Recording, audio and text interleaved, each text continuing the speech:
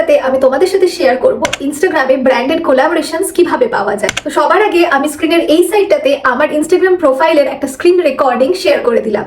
এইখানে তোমরা দেখতেই পাচ্ছ যে আমার মোটামুটি ওই 12.3 মানে কম বেশি 12,000-এর মতন ফলোয়ার্স রয়েছে।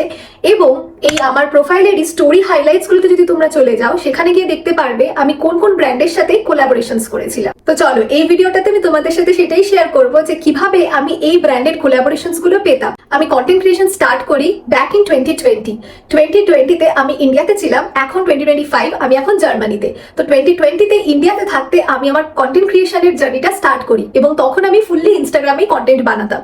কন্টেন্ট বানাতে বানাতে আস্তে আস্তে যখন আমার কন্টেন্ট বানাতে ভালো লাগা স্টার্ট করলো, তখন আমি আস্তে আস্তে ব্র্যান্ডসদের সাথে ব্র্যান্ডেড কোলাবোরেশনও করেছিলাম। সো 2020 থেকে 2025 মোটামুটি 4.5 বছর মতন আমি কন্টেন্ট ক্রিয়েশন করছি এবং আমি এই কোলাবোরেশনস গুলো কিভাবে পেতাম সবটাই আমি স্টেপ বাই স্টেপ ওয়েতে এই ভিডিওটাতে এক্সপ্লেন করব, যাতে তোমরা যারা ফিউচারে বা এখন